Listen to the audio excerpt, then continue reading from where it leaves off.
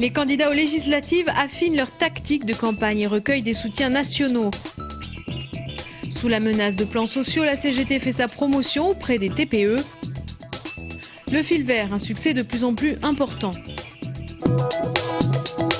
Martine Aubry était cet après-midi à Bagatelle pour soutenir Christophe Borgel, candidat aux législatives dans la 9e circonscription. La première secrétaire du PS assume son parachutage suite aux différends qui opposaient deux socialistes. Il fallait envoyer un candidat qui vienne de l'extérieur pour que les choses se passent bien. Alors pour moi, c'est un peu un crève-cœur de demander à Christophe Borgel d'aller dans cette circonscription. Ça fait 4 ans qu'on travaille ensemble, qu'il a permis cette rénovation du PS, qu'il a permis son évolution. On a beaucoup indiqué qu'il y aurait dans cette circonscription une candidature dissidente socialiste. Aujourd'hui, il n'y en a pas parce que le rassemblement des socialistes s'est fait très largement autour de ma candidature avec des militants, des élus qui au début étaient interrogatifs, ont voulu voir comment j'agissais sur le terrain. Pour autant, dans d'autres circonscriptions, des candidatures dissidentes de socialistes ont vu le jour. Martine Aubry est très claire sur leur avenir au sein du parti. Il y a un seul candidat par circonscription qui est le candidat de la majorité présidentielle avec François Hollande. C'est lui qui défendra la politique de François Hollande à l'Assemblée nationale.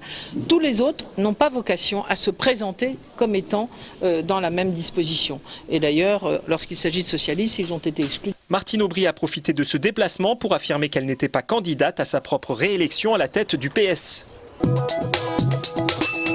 Le candidat de droite Sacha Briand innove dans les méthodes de campagne électorale. Il a envoyé 68 000 courriers personnalisés à des habitants de sa circonscription. En fonction de l'âge et des lieux d'habitation des électeurs, il décline une trentaine de thématiques. Notre volonté, c'est la mobilisation et c'est le contact direct avec les électeurs. Et je crois que cet exemple, ce courrier personnalisé qu'on leur adresse, qui est une opération exceptionnelle et une véritable innovation dans les campagnes électorales, en tout cas dans notre région, eh bien c'est le moyen de leur dire que nous sommes à leur disposition, en leur donnant le numéro de téléphone, qu'ils puissent nous contacter, créer ce lien que nous souhaitons bâtir dans cette élection. Basique ou de la distribution dans les boîtes aux lettres, on a souhaité effectivement, avec les militants, désigner des ambassadeurs qui vont donner le document de campagne et l'expliquer, convaincre l'électeur en prenant le temps de discuter avec lui. C'est là aussi la marque de notre volonté de créer un lien qualitatif et pas seulement un contact quantitatif. À 13 jours du premier tour, chaque candidat affine sa campagne pour séduire les 126 000 potentiels électeurs de cette première circonscription.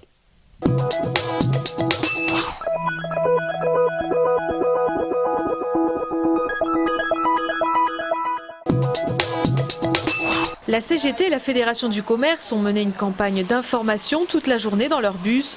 En effet, pour la première fois à la fin de l'année, les employés des TPE, les très petites entreprises de moins de 11 salariés, pourront élire des représentants syndicaux. Pour essayer de faire aussi connaître à toutes les personnes qui ne savent pas qu'elles vont pouvoir voter. C'est-à-dire quand elles travaillent seules chez elles, en tant qu'assistante maternelle, ça touche ces personnes-là. Ça peut toucher un jardinier qui travaille chez un particulier, les particuliers employeurs. Le premier sommet social du gouvernement Ayrault se tenait aujourd'hui à Matignon. Les organisations syndicales et patronales étaient reçues par 4 ministres. La CGT en attend beaucoup, mais reste consciente que les actions syndicales doivent perdurer. On y sent quand même un changement de ton, un changement de comportement vis-à-vis des organisations syndicales. Ça, c'est une bonne chose et on en attend un véritable dialogue social. Voilà. Par contre, ce que nous savons, c'est que si nous ne sommes pas derrière et si on ne se mobilise pas derrière pour qu'il y ait vraiment des mesures sociales et vraiment sociales qui soient prises, rien ne se fera. La CGT a remis aujourd'hui au Premier ministre une liste noire non exhaustive des 46 entreprises qui s'apprêteraient à mener des plans sociaux, soit 45 000 emplois potentiellement menacés dans tout le pays. Premier bilan du dispositif Éclair mis en place par Luc Châtel à la rentrée 2011. Il concerne les écoles, collèges et lycées, concentrant le plus de difficultés, les ex-établissements Ambition Réussite. 12 000 élèves sont concernés sur 3 départements. Aide personnalisée, formation renforcée des personnels, tout est fait pour limiter les écarts de réussite. Plus de 170 postes supplémentaires sont consacrés à l'accompagnement de ces élèves. Nous nous appuyons à la fois sur les résultats des évaluations qui sont faites et puis sur les dispositifs dispositif de remédiation que chaque établissement met en place. Pour l'instant, trop tôt pour avoir des résultats. En tout, dans notre académie, ce sont 13 millions d'euros qui sont consacrés à l'éducation prioritaire. Bémol du dispositif, les mesures de gestion des ressources humaines qui prévoient que les enseignants d'encadrement soient recrutés sur entretien. Le recteur arrête effectivement les nominations de ces personnels. Donc nous ne sommes plus dans un système paritaire de barème pour les personnels relevant de l'éducation prioritaire. Cela peut être un point qui mérite encore d'être travaillé avec les personnels enseignants sur le terrain. Pour plus de transparence, 17 études ont été publiées en France par Vincent Payon, le ministre de l'Éducation nationale. Des rapports dits cachés sous Luc Châtel. Pour commencer la 7e édition des Journées Nature dans toute la région, samedi à Toulouse, c'était atelier découverte et nettoyage des berges de la Garonne, au Tuc Aviron, à la base nautique André Dandine. On a fait 2 groupes. Un groupe est parti découvrir les oiseaux qui bergent les bords de la Garonne et les autres tout ce qui est herbier. Donc le but c'est sensibiliser aussi le public et les jeunes de l'école d'Aviron sur ces sujets. C'est près de 70 animations dans tout le département tournées vers la préservation de l'environnement et de la découverte du territoire. Alors qu'est-ce que les enfants en ont retenu? Plusieurs noms de plantes et tout, et sinon on voit qu'il y a beaucoup de gens qui jettent des déchets par terre. Que rien que je sais pas combien de mètres carrés c'est beaucoup pollué et voilà. Qu'il faut arrêter de jeter les trucs partout parce que si on jette maintenant, c'est pour les générations futures que ça va poser des problèmes. Les Journées Nature, c'est jusqu'au 3 juin dans toute la région avec 1500 animations qui permettront de valoriser les actions de nombreuses structures qui œuvrent tout le long de l'année en faveur du développement durable. Vous pouvez retrouver toutes les infos sur le site du Conseil régional. La musique au Dunoling. Chaque semaine à la Rennerie, l'association TO7 propose ses cafés savoirs. La semaine dernière, l'accent toulousain était au cœur du débat. Certains en ont honte, d'autres en sont fiers. Mais d'où vient-il vraiment ? L'accent toulousain, c'est la musique d'une langue dont on aurait oublié les paroles.